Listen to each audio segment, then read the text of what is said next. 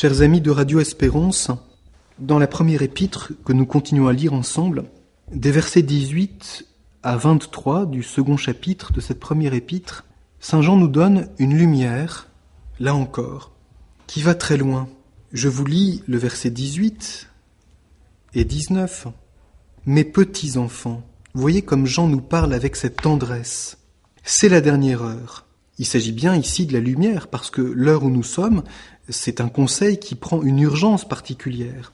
Et comme vous avez appris qu'un antichrist vient, ainsi maintenant, beaucoup d'antichrists ont paru, d'où nous connaissons que c'est la dernière heure. Ils sont sortis de chez nous, mais ils n'étaient pas de nous, car s'ils avaient été de nous, ils seraient demeurés avec nous. Mais c'était pour qu'il devînt manifeste que tous ne sont pas de nous.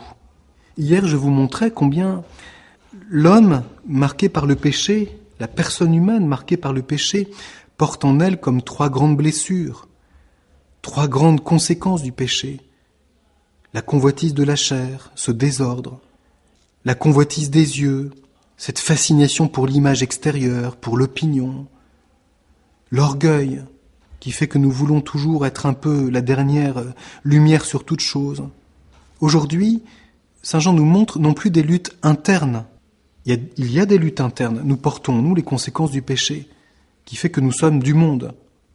Mais il y a aussi des luttes externes, et qui sont directement, j'allais dire, des anti-lumières. Si le Christ est la lumière du monde, l'esprit de l'antichrist, c'est ce qui refuse la lumière de Dieu, révélée dans le Christ. C'est tout ce qui, dans l'intelligence des hommes, dans leurs opinions, disons même dans leurs idéologies, dans les hérésies, et le refus de cette lumière du Christ, ou ce qui fait que cette lumière est diminuée.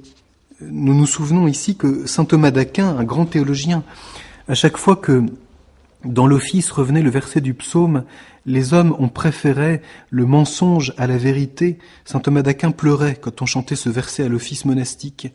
Et parce qu'il était un homme, un saint, extrêmement sensible à la vérité, à la lumière de Dieu, et à ce que les hommes peuvent quelquefois diminuer cette lumière. Et nous pensons que c'est un des grands combats, justement. J'ai évoqué saint Irénée il y a quelques instants. Saint Irénée est le premier qui est lutté comme théologien contre toutes les erreurs, ce que l'on appelle les hérésies. C'est ce qui fait que dans notre opinion, dans notre façon limitée de comprendre, nous diminuons la lumière de Dieu. Et quand nous diminuons la lumière de Dieu, la vérité de Dieu, eh bien vite nous sommes dans l'erreur, justement. Et nous savons combien c'est aussi un combat tellement important dans le monde qui est le nôtre. Saint Paul parle du combat de la lumière, du combat de la vérité. L'Église, tant qu'elle est sur la terre, tant que nous sommes sur la terre, le combat de la vérité fait partie de notre vie chrétienne. Et nous sommes prêts à être martyrs de la vérité, témoins de la vérité. C'est le don de force qui nous donne cette force, cette qualité.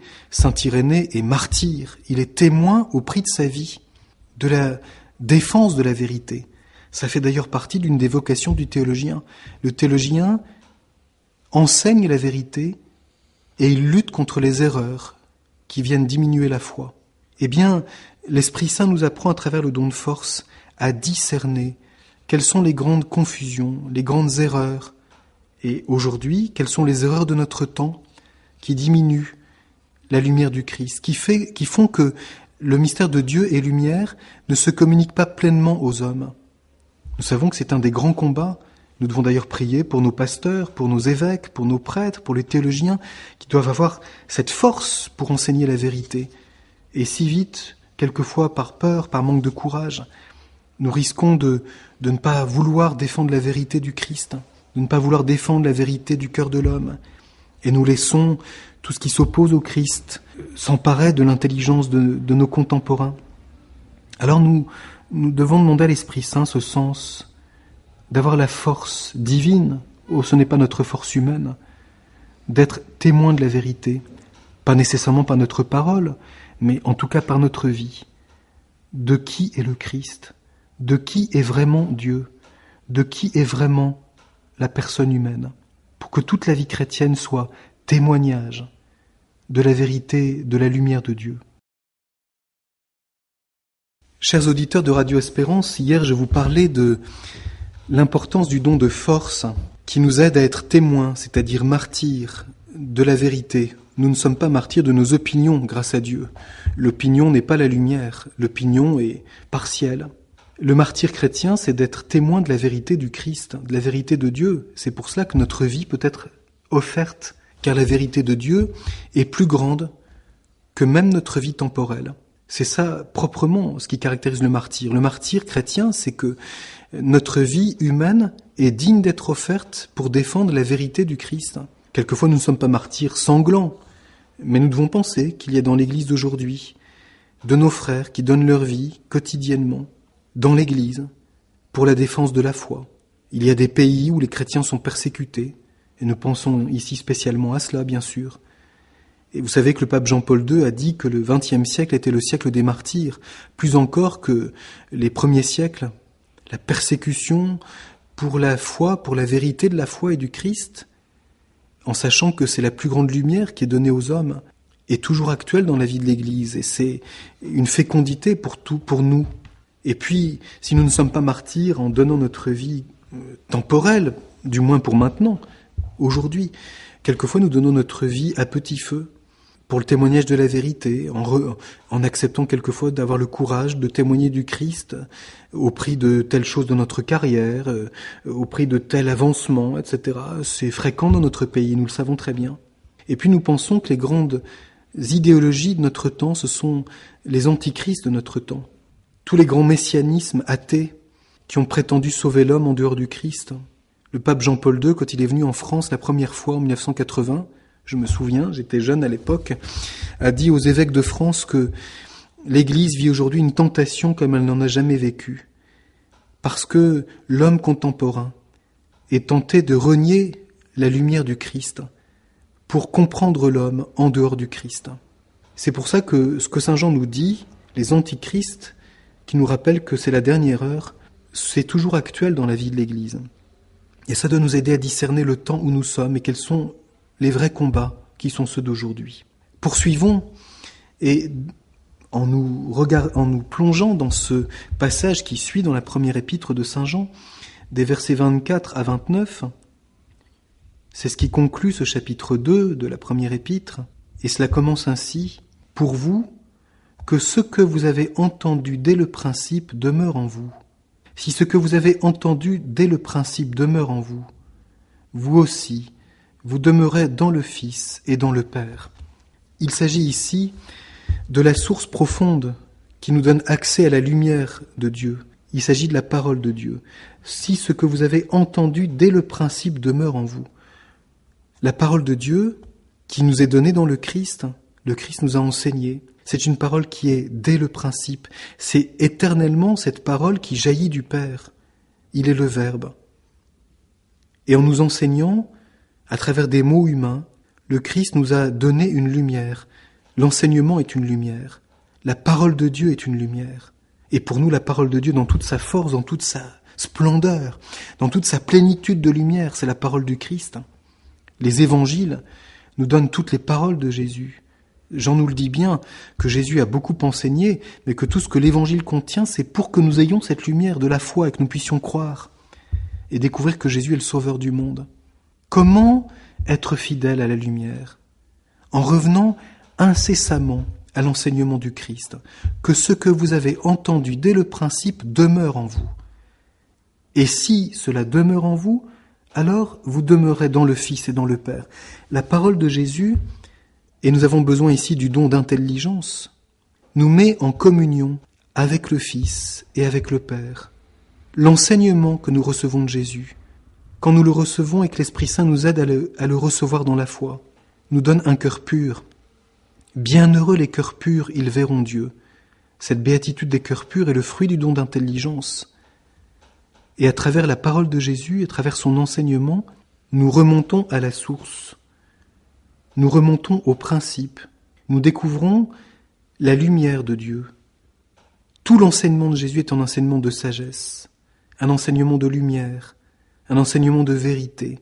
Vous voyez comme nous ne sommes plus seulement dans le don de science qui discerne ce qui en nous est un obstacle, dans le don de force qui nous donne le courage de témoigner de la vérité au prix de notre vie.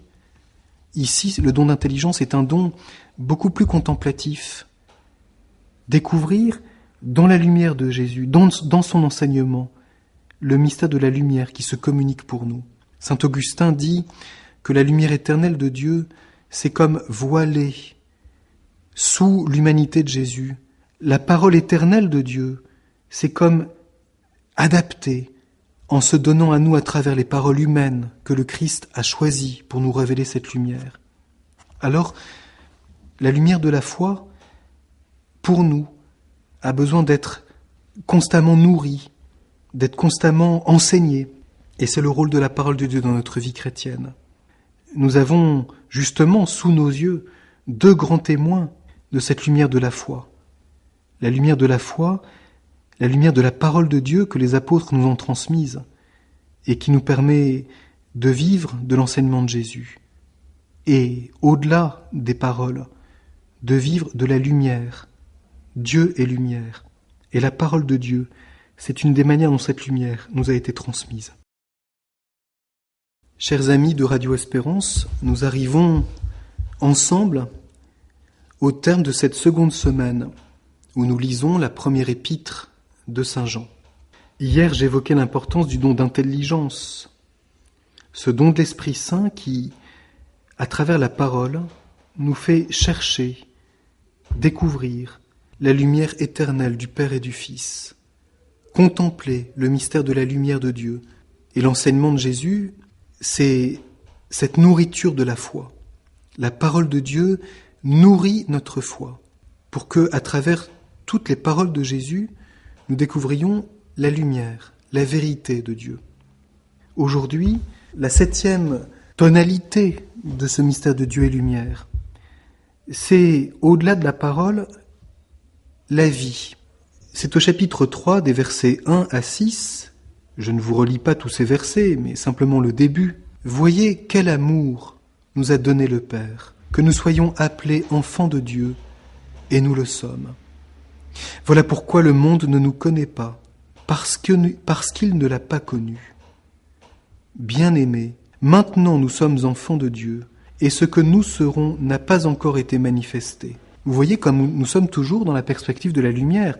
Voyez comme l'amour. Cela n'a pas encore été manifesté, et nous le sommes. Nous sommes toujours dans la tonalité de la lumière et de la vision. Il s'agit ici du don de sagesse. Le don de sagesse, c'est celui qui nous permet de vivre en enfants de Dieu, justement. Bienheureux les faiseurs de paix, ils seront appelés fils de Dieu. Le don de sagesse, qui nous fait artisans de paix, nous fait vivre comme des enfants du Père, à la suite de Jésus et en lui. Jésus est le Fils du Père. Et par Jésus, non seulement nous sommes enseignés, ça c'est le don d'intelligence, c'est la parole, mais nous vivons par la grâce du Christ, de la vie même de Jésus. Comme Jésus vit en Fils du Père, par la grâce, nous vivons en enfants de Dieu. Cette vie d'enfant de Dieu vient de l'amour du Père. Voyez quel amour nous a donné le Père, que nous soyons appelés enfants de Dieu. Il nous appelle ses enfants. Et parce que c'est Dieu qui le fait, cela existe. Nous le sommes. En Jésus, nous sommes enfants de Dieu. On pourrait dire que c'est à cela que se résume notre vie chrétienne. Et c'est un mystère de lumière parce que c'est quelque chose qui est profondément mis en ordre par ce regard du Père. Le Père nous regarde comme ses enfants. C'est la vérité à la fois radicale et ultime de toute notre vie chrétienne. Nous nous découvrons comme ses enfants. Et c'est de cela que tout se ramène. Tout vient de là et tout se ramène à cela. C'est peut-être la question que nous avons constamment à nous poser. Dans tel ou tel aspect de ma vie, dans tel ou tel aspect de ma vie chrétienne, de ma vie avec le Christ, en quoi, de quelle manière suis-je ici, le Fils du Père, le bien-aimé du Père, en sachant que tant que nous sommes sur la terre, nous le vivons dans la foi. Cela n'a pas encore été manifesté, et voilà pourquoi le monde ne nous connaît pas. Mais c'est ce qui marque notre cœur, nous savons que c'est cela la vérité, et donc nous attendons la vie éternelle, qui sera cette plénitude de lumière où nous vivrons cette vie d'enfant de Dieu éternellement dans la lumière. Le don de sagesse met donc en nous tout en ordre, d'une façon profonde, Et c'est pourquoi il nous met dans la paix. La paix, dit saint Augustin, c'est que quand tout a été mis dans l'ordre profond des choses de Dieu, et que cet ordre est tranquille, c'est la devise de nos frères bénédictins. Pax, la paix, dit saint Augustin, c'est la tranquillité de l'ordre. L'ordre profond, c'est que tout vient du Père et que tout retourne au Père. L'ordre profond de notre vie, c'est que nous sommes enfants de Dieu et que malgré les luttes, malgré les obscurités, malgré les échecs, c'est cela la vérité profonde du regard du Père sur nous. Alors cela nous met de façon très profonde dans l'espérance. Et c'est pourquoi saint Jean ajoute au verset 3 « Quiconque a cette espérance en lui se purifie comme celui-là est pur. Malgré les échecs, malgré notre péché, nous sommes enfants de Dieu et le Père ne reprend pas cet amour. » Vous voyez comme nous retrouvons la miséricorde d'ailleurs au terme. C'est que l'amour de Dieu ne se reprend pas et que même si nous sommes quelquefois le Fils prodigue, pour le Père, nous sommes toujours ses enfants. C'est cela la vérité. Et c'est cela qui nous met dans la paix. Alors voilà pourquoi Jean peut dire ensuite, des versets 7 à 10, et c'est ce qui conclut, d'une certaine façon, cette première étape, cette première perspective, Dieu et lumière, qu'il y a comme deux paternités. Jésus est venu pour que cette paternité du Père sur nous s'accomplisse. Et par le fait même, il a détruit, dit saint Jean, les œuvres du diable. Et là, je vous renvoie, je n'ai pas le temps de le lire avec vous, mais au chapitre 8 de l'Évangile selon saint Jean, quand Jésus dit bien que la paternité du Père fait que le démon, dans sa paternité qui est celle du mensonge, est vaincu. Vous avez le diable pour père, dira Jésus à ces pharisiens qui refusent de le recevoir, pour bien montrer que la lutte la plus profonde, c'est celle qui s'oppose à la paternité du Père sur nous. Alors, nous concluons ainsi cette seconde semaine, entrer dans cette lumière. La paternité du Père est une paternité de lumière, et elle nous arrache au mensonge qu'est le péché. Chers auditeurs de Radio Espérance, nous commençons ensemble la troisième et dernière semaine de cet itinéraire que nous avons essayé de parcourir. Et tout au long de cette semaine, nous allons essayer d'entrer ensemble dans la seconde grande annonce. Vous vous rappelez que je vous avais invité à découvrir dans la première épître de saint Jean, dans la perspective du mystère de Jésus crucifié, qui est notre sagesse, ces deux grandes avenues, si vous voulez, ces deux grandes perspectives. La première, Dieu est lumière. Et nous avons parcouru ensemble la semaine dernière les moments, les aspects différents de cette lumière. Aujourd'hui et durant les jours qui viennent, nous allons essayer d'entrer dans la seconde grande perspective, de parcourir la seconde grande avenue, si vous voulez, qui à la fois jaillit du cœur du Christ crucifié et par le fait même nous conduit jusqu'à lui. C'est bien du Christ que tout vient. C'est de lui que nous découvrons cette annonce que nous nous aimions les uns les autres et que Dieu est amour. Et par le fait même, c'est vers lui, vers son cœur, que nous allons quand nous parcourons ce chemin avec saint Jean, en faisant ces quelques recherches théologiques très simples à l'école de l'Esprit Saint et de saint Jean, le disciple bien-aimé. Justement, relisons ensemble le verset 11 du chapitre 3 de cette épître. « Car telle est l'annonce que vous entendîtes dès le principe, que nous nous aimions les uns les autres. » Faisons attention. C'est la seconde annonce, j'allais dire c'est la seconde annonciation que nous découvrons avec Jean à l'école du Christ. Et en vérité, c'est cela qui est vrai.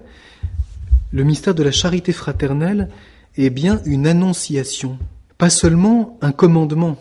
Vous vous rappelez que la semaine dernière, nous avons vu à un moment que le commandement de la charité fraternelle, c'est un commandement, est une lumière pratique pour notre vie, un ordre nouveau. Mais justement, la charité fraternelle n'est pas seulement un commandement. Si elle n'était qu'un commandement, eh bien nous aurions tendance à ramener la vie chrétienne à une nouvelle loi. Certes, cela est vrai, mais ce n'est pas suffisant. La charité fraternelle est une annonce, c'est-à-dire une vie, une annonciation, car c'est un mystère, dont la clé, dont le lieu propre est le cœur même du Christ. Qui vit vraiment la charité fraternelle à la mesure à laquelle elle doit être vécue, c'est le Christ. Il le dit quand il dit « Comme je vous ai aimé », que vous vous aimiez les uns les autres. Mais vous savez bien que quand il s'agit d'amour et pas seulement de lumière, la parole ne suffit pas. D'ailleurs, saint Jean nous le dit et va nous le dire dans cette première épître. Aimons-nous en acte et en vérité, et non pas seulement en parole et de langue. Et c'est justement dans cette seconde partie de l'épître que Jean dit cela, pas dans la première.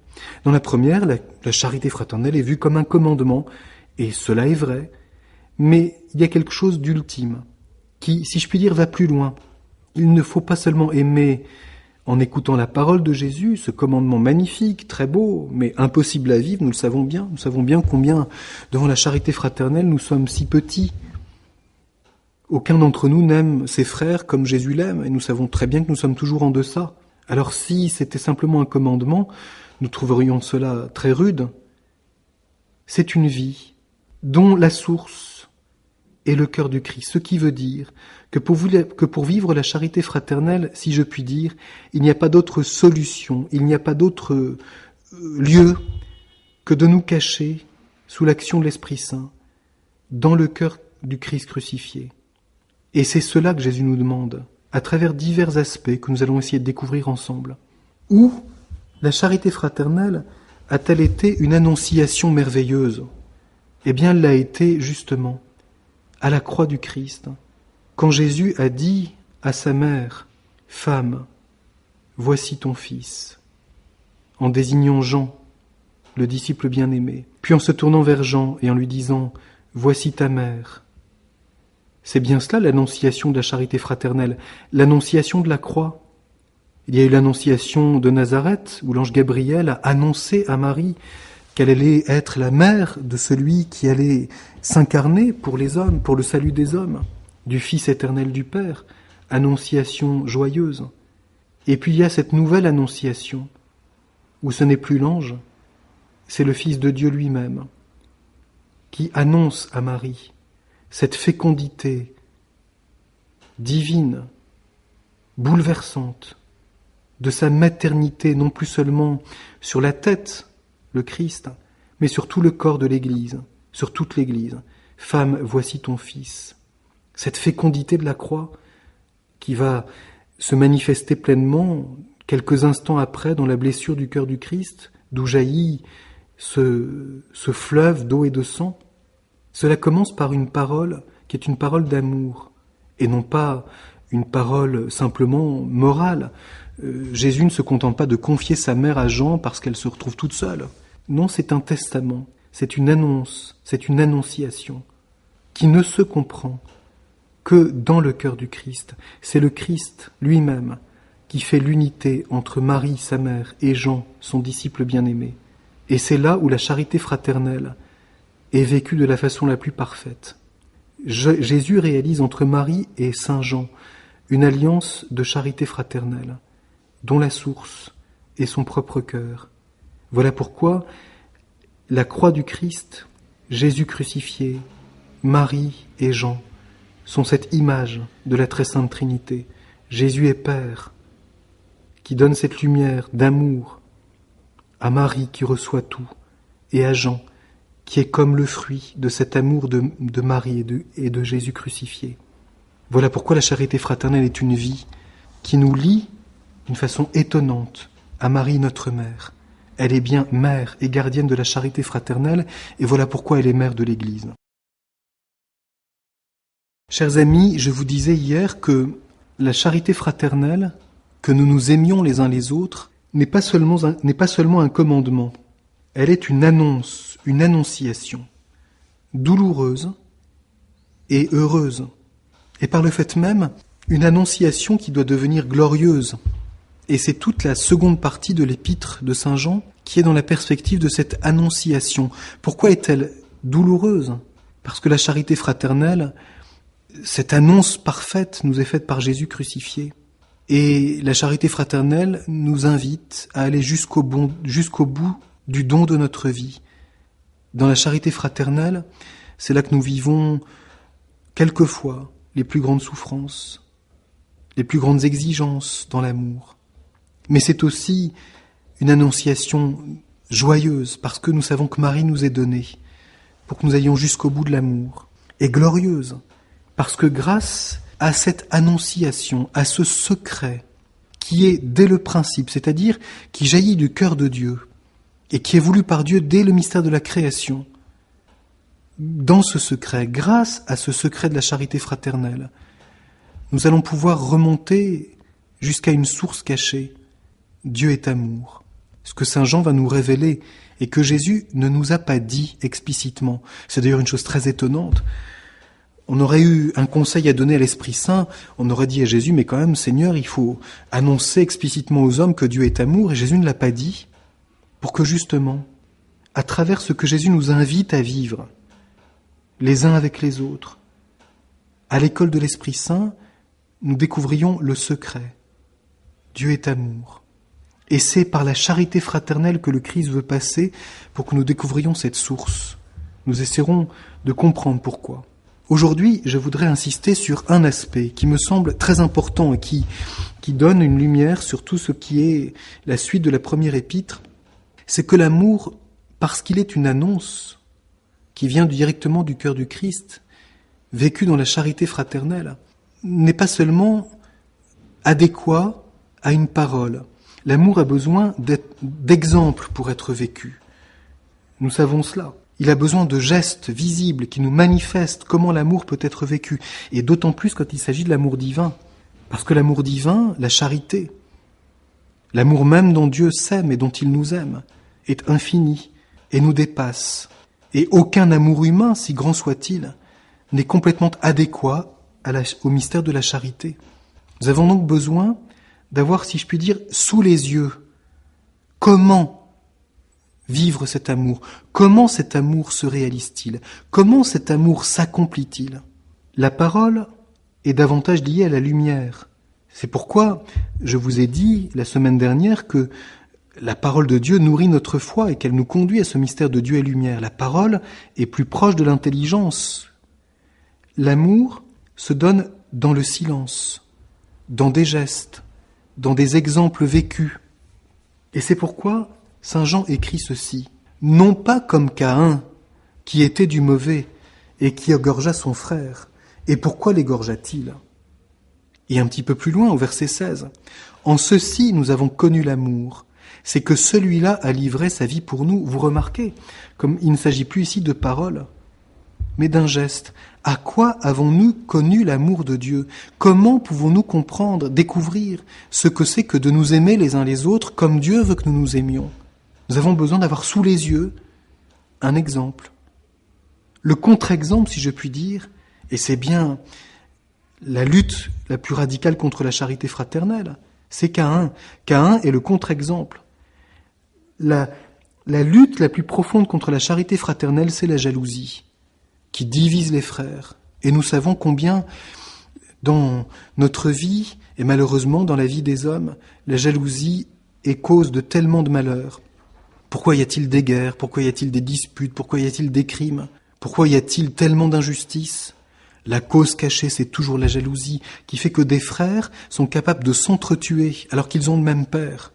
Regardons les jalousies religieuses, les jalousies encore en notre temps, et elles marquent aussi, si souvent malheureusement, la vie des communautés chrétiennes et la vie de l'Église. Il y a tellement de choses qui font que la jalousie stérilise tout.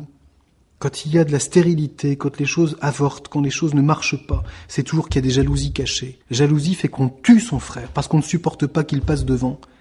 Et Jésus répond à cette injustice fondamentale en nous donnant l'exemple. Il a livré sa vie pour nous, ce qui veut dire que Jésus est le nouvel Abel. Il est l'agneau égorgé. Il porte pour nous.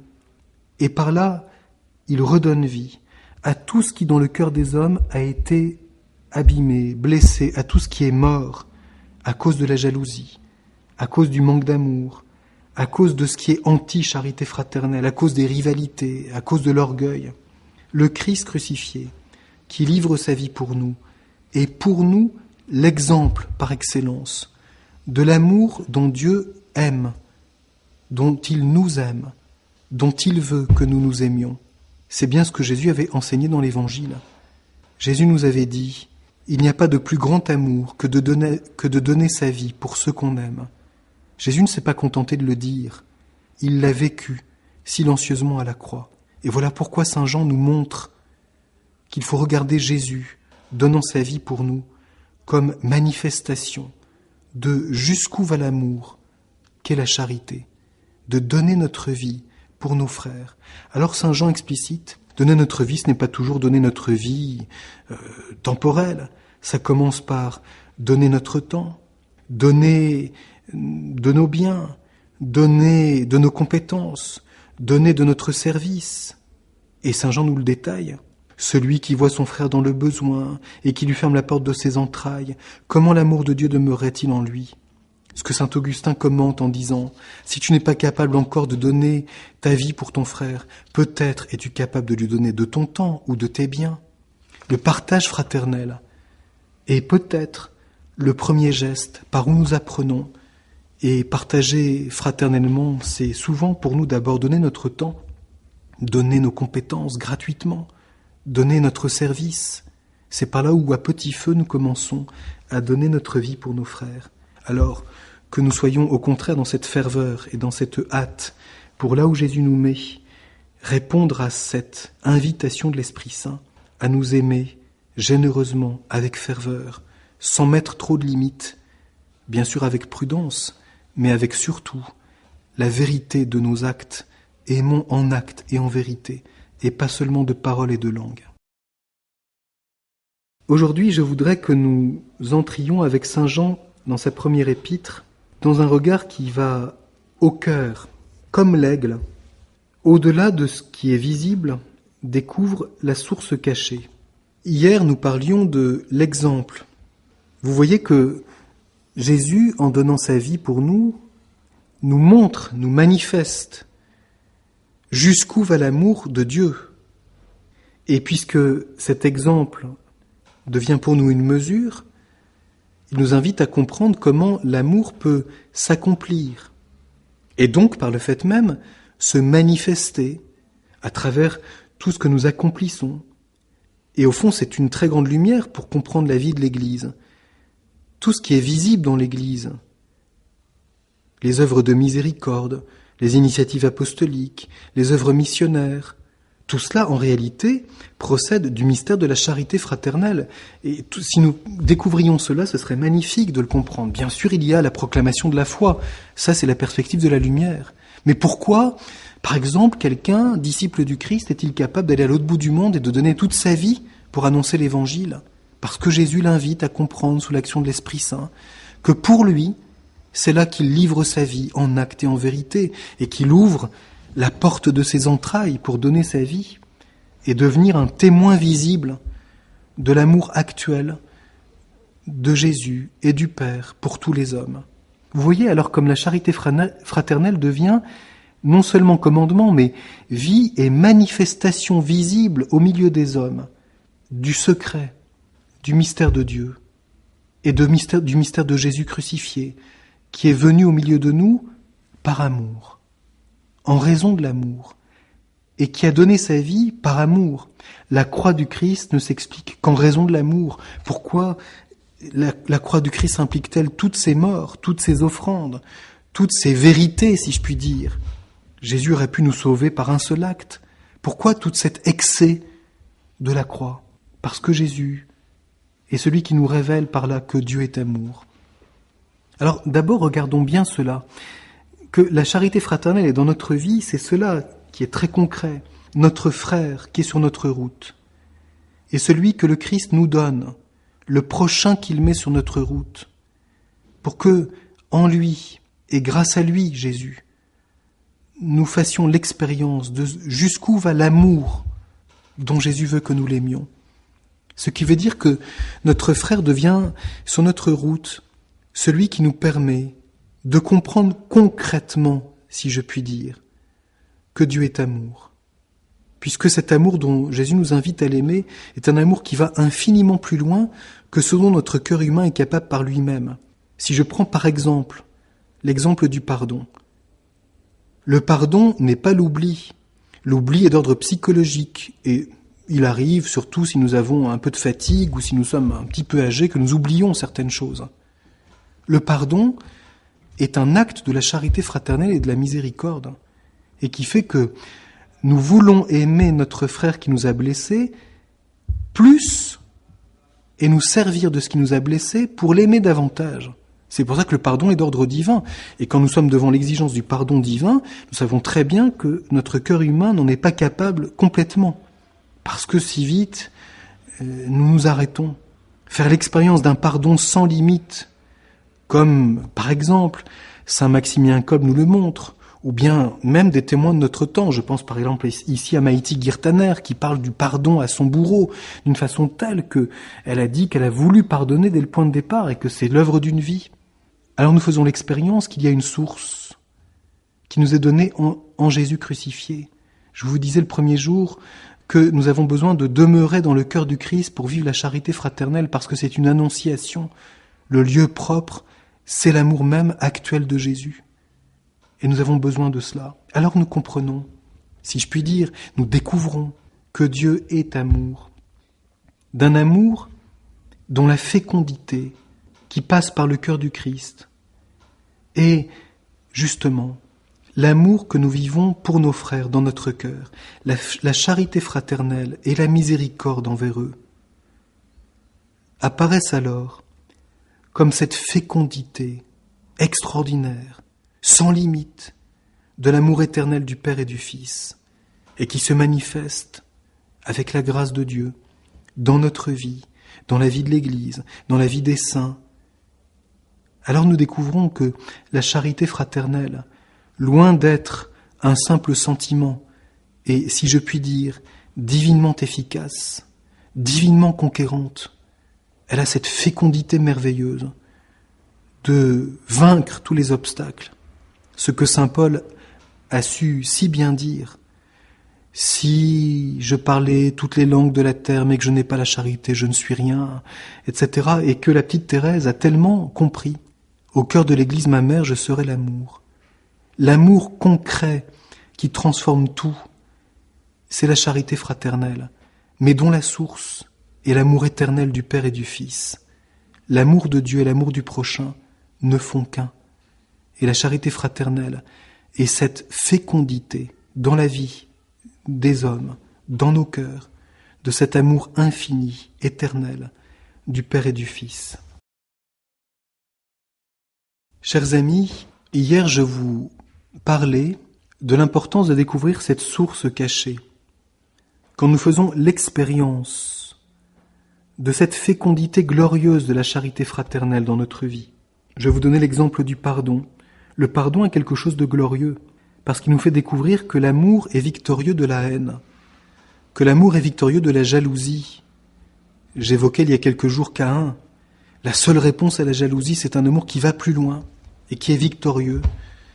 Et le premier qui a été victorieux, de façon merveilleuse, de toutes les luttes, de tout ce qui s'oppose à l'amour, c'est Jésus. Victorieux de la trahison de Judas, victorieux du reniement de Pierre, victorieux de toutes nos haines, de tout notre péché. C'est pour ça que la croix du Christ est glorieuse, comme saint Jean nous le dit dans son évangile. Père, l'heure est venue, glorifie ton Fils. Ce n'est pas seulement la résurrection qui est glorieuse.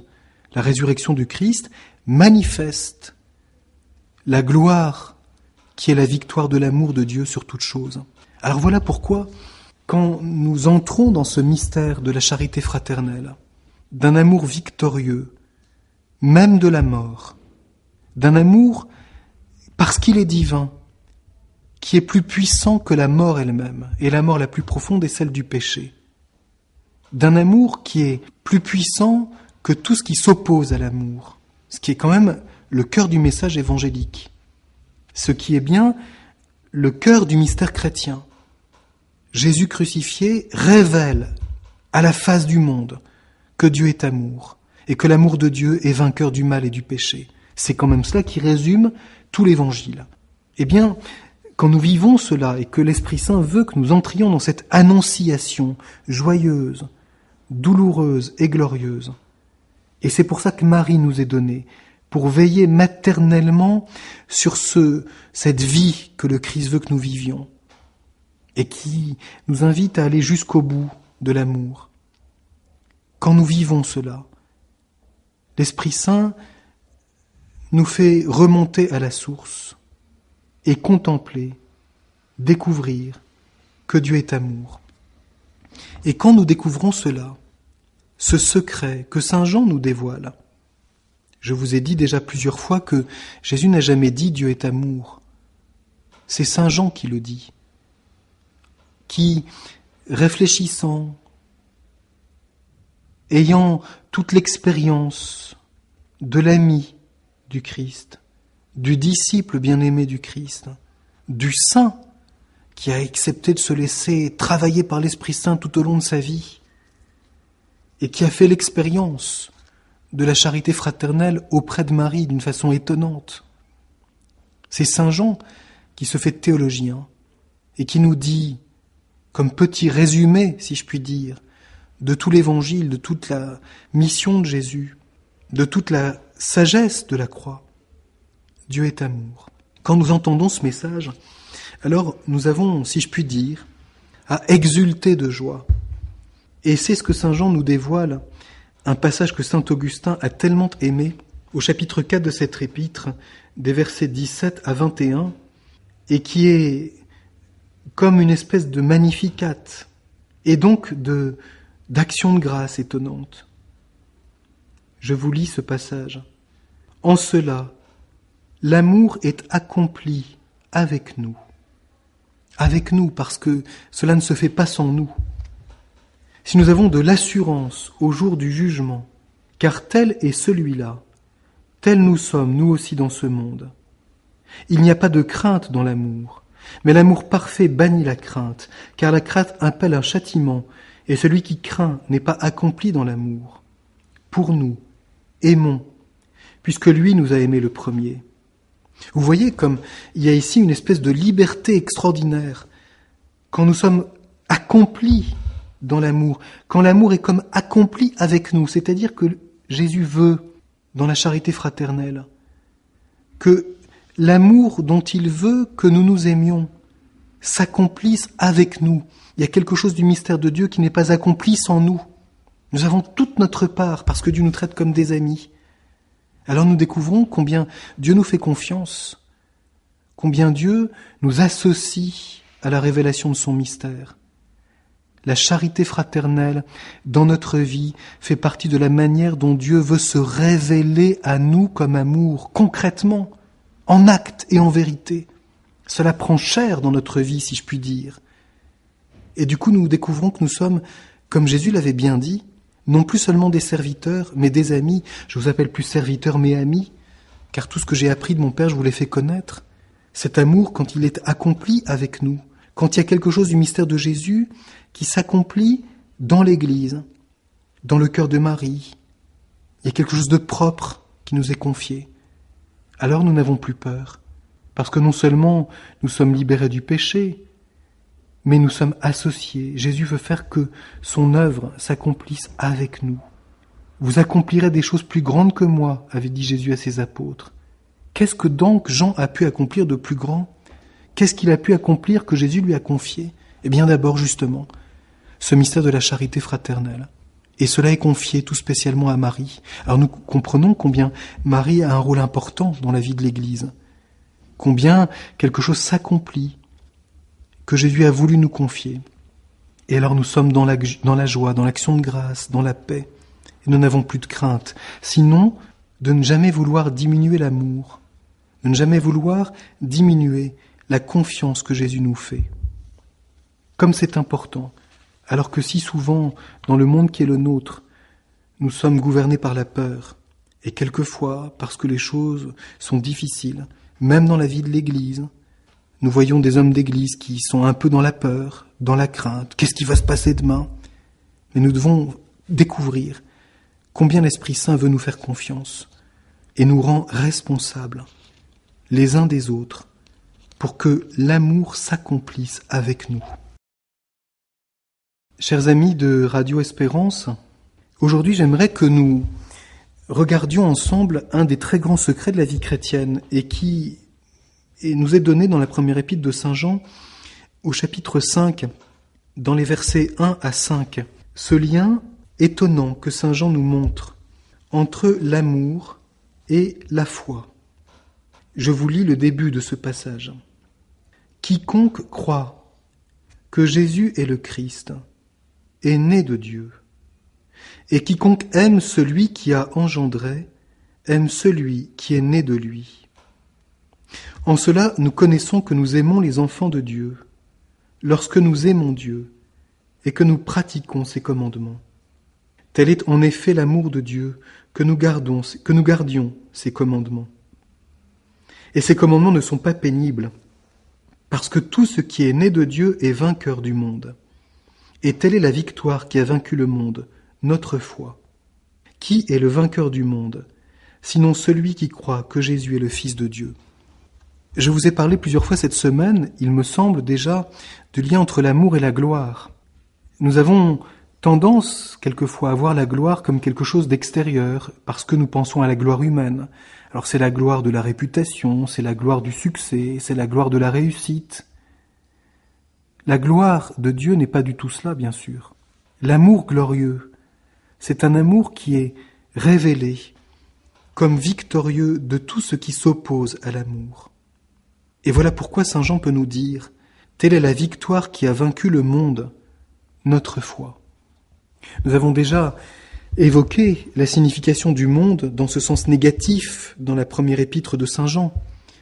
Quand Saint Jean nous disait « N'aimez pas le monde, ni ce qui est dans le monde, car celui qui aime le monde n'aime pas le Père ». Eh bien ici nous retrouvons cela.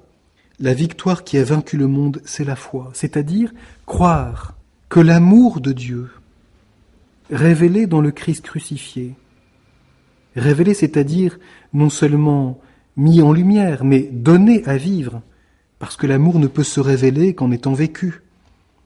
L'amour de Dieu, révélé et donné en Jésus crucifié, est réellement victorieux de tout mal. C'est cela qui fait que la croix du Christ est sagesse, qu'elle est révélation de la lumière qu'est l'amour de Dieu. Nous retrouvons, vous voyez ici, le lien entre la lumière et l'amour. Si la lumière nous conduit à l'amour, l'amour devient lumière. C'est peut-être ce qu'il y a de plus merveilleux, mais aussi de plus difficile, de plus secret, de plus caché. Dans un autre passage de l'Épître, Jean dit ceci, « Nous avons vu l'amour que Dieu a pour nous, et nous y avons cru. » Croire en l'amour, comme c'est difficile pour nous souvent, dans un monde où on ne croit que ce que l'on voit, où il faut tout prouver, où il faut tout démontrer, où on ne reçoit que ce qui est scientifiquement prouvé. Alors le chrétien, dans cette lumière, passe souvent un peu pour quelqu'un de naïf. Tu crois encore, toi ? Tu crois encore que l'amour de Dieu est victorieux ? Mais quand on voit tellement ce qui se passe, moi je n'y crois plus. En tout cas dans ma vie, ce n'est plus possible. Peut-être toi, tu peux y croire parce que tu as réussi. On entend souvent ce genre de choses. Eh bien non. Même les échecs de notre vie, même ce qui pour nous, actuellement, nous semble un obstacle, même ce qui nous semble une épreuve, dans notre vie ou dans celle de ceux que nous aimons ou dans celle des hommes que nous connaissons, rien de tout cela n'est quelque chose qui fait obstacle au mystère de l'amour de Dieu. Telle est la victoire qui a vaincu le monde, notre foi. N'attendons pas que la foi soit tout de suite visible. La foi nous fait croire, comme dit l'Épître aux Hébreux, à l'invisible, comme s'il était visible. Alors nous menons notre vie chrétienne avec cette espérance et avec cette force toute divine, malgré les échecs, malgré les difficultés, malgré les souffrances. Nous savons que notre vie est celle de victorieux, car l'amour de Dieu est vainqueur du monde. Et nous portons dans notre cœur ce trésor, cette espérance, qui fait de nous des victorieux. Chers amis de Radio Espérance, nous sommes aujourd'hui samedi. Le cœur immaculé de Marie, c'est ce cœur complètement transformé à l'image du cœur du Christ. Et nous aimons trouver dans notre mère, Marie, en quelque sorte le reflet du cœur du Christ, parce que quelquefois on comprend mieux la source dans le reflet. Quand on veut comprendre quelque chose, le reflet nous montre des choses qu'on ne comprendrait pas directement. Et c'est magnifique pour que, à travers cette présence maternelle de Marie, ce cœur immaculé, là où le mystère de la charité est vécu sans aucun obstacle, l'amour de Marie pour Jésus et pour le Père, l'amour de Marie pour Jean, pour les apôtres, pour nous tous qui sommes ses enfants. Il fallait que Marie soit immaculée pour que l'Esprit Saint soit complètement libre avec elle et en elle, et que en elle, la charité, l'amour de Dieu, soit vécu dans un cœur humain sans aucune limite, sans aucun obstacle. Bien sûr, cela est vrai de Jésus, mais Jésus est Dieu. Marie est notre sœur et notre mère. Elle est notre sœur dans l'humanité. Et si elle nous est donnée comme mère, c'est pour qu'en elle nous trouvions, nous recevions quelqu'un qui nous donne et qui nous apprend jusqu'où va l'amour. Alors c'est peut-être à elle que nous pouvons demander de comprendre un peu mieux ce que saint Jean écrit en terminant sa première épître. Je vous lis ce passage tellement extraordinaire au chapitre 5, versets 6 et suivants. C'est celui-là, il s'agit de Jésus, qui est venu par eau et sang, Jésus-Christ, non pas dans l'eau seulement, mais dans l'eau et dans le sang. Et l'Esprit est celui qui témoigne, parce que l'Esprit est la vérité. Car ils sont trois qui témoignent, l'Esprit et l'eau et le sang. Et les trois sont un. Si nous recevons le témoignage des hommes, le témoignage de Dieu est plus grand, parce que ceci est le témoignage de Dieu, qu'il est témoin au sujet de son Fils. Celui qui croit en le Fils de Dieu a le témoignage en lui-même. Celui qui ne croit pas Dieu a fait de lui un menteur, parce qu'il n'a pas cru au témoignage que Dieu a témoigné au sujet de son Fils. Et ceci est le témoignage que Dieu nous donna la vie éternelle, et cette vie est en son Fils. Celui qui a le Fils a la vie, celui qui n'a pas le Fils de Dieu n'a pas la vie. Vous voyez comme ce passage nous montre et nous parle en fait du cœur blessé du Christ. C'est celui-là qui est venu par eau et sang, non pas dans l'eau seulement, mais dans l'eau et dans le sang. Comme c'est étonnant, il faudrait mettre ce passage en parallèle avec la fin de l'évangile selon saint Jean, où Jean montre combien il a été témoin de la blessure du cœur du Christ, donnée gratuitement par un soldat après la mort du Christ. Et Jean insiste que c'est là qu'il est témoin. Et mettre aussi en parallèle avec le chapitre 5 et 6 de l'Apocalypse, où Jean nous montre l'agneau comme égorgé, debout. Et c'est cet agneau qui ouvre les sceaux. C'est cet agneau qui donne accès à la vie éternelle. Comme nous avons vu ce parallèle entre la première épître, l'évangile et l'Apocalypse à propos du Verbe, nous retrouvons ce parallèle à propos de la blessure du cœur du Christ, parce que c'est un lieu majeur et central de toute la révélation. Ici, dans la première épître, Jean découvre quelque chose qu'il ne dit pas ailleurs, et il insiste. Il fait bien ici la théologie du cœur du Christ. Et voilà pourquoi cela nous aide tellement à aimer par Helmonial. Nous ne devons pas seulement faire du Sacré-Cœur une dévotion. Bien sûr, cette dévotion est bonne, mais il faut faire la théologie du cœur du Christ. C'est-à-dire découvrir dans le cœur blessé du Christ la source et le lieu principal de la révélation de Dieu amour. Jésus avait parlé de l'eau à Nicodème, lors de la fête des Tentes, à la Samaritaine. Si vous lisez l'évangile selon saint Jean, vous verrez que Jésus parle toujours de l'eau, mais jamais Jésus n'a parlé du sang. Jamais Jésus n'a annoncé le sang. Il y a bien sûr les noces de Cana, mais c'est le vin, qui est une annonce symbolique, bien sûr, du sang du Christ. Mais Jésus ne parle pas explicitement du sang. C'est à la croix que Jean découvre que l'eau que Jésus avait annoncée est inséparable de ce jaillissement du sang qui jaillit du cœur du Christ. Il fallait le sacrifice sanglant du Christ pour que cette eau jaillisse éternellement, pour que cette eau jaillisse en vie éternelle. L'amour qui va jusqu'au bout, est exprimée par le sang. La miséricorde, la vie, est exprimée par l'eau. L'eau, c'est la vie éternelle. Nous y avons accès par la miséricorde de Dieu, pour que cette miséricorde surabonde dans notre vie, pour qu'elle jaillisse au cœur de notre vie, pour qu'elle jaillisse dans l'Église comme ce fleuve de vie intarissable, auprès duquel tout fructifie, auprès duquel tout prend vie. Il faut le sacrifice du Christ.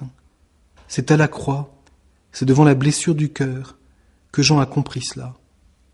C'est de l'offrande du Christ dans l'amour, jusqu'au bout, dans cette offrande substantielle de lui-même, dans cette blessure du cœur, d'où jaillit l'eau et le sang. C'est devant cela que Jean a contemplé le lieu de l'accomplissement de l'amour, d'où jaillit la vie. C'est du sacrifice du Christ que nous recevons la vie. C'est de la mort du Christ que nous recevons la grâce. C'est du sang du Christ que nous recevons l'eau de sa miséricorde. Alors que cette première épître de Saint Jean nous aide à faire la théologie, c'est-à-dire à découvrir sous l'action de l'Esprit Saint combien le mystère du Christ crucifié est pour nous la lumière et l'amour.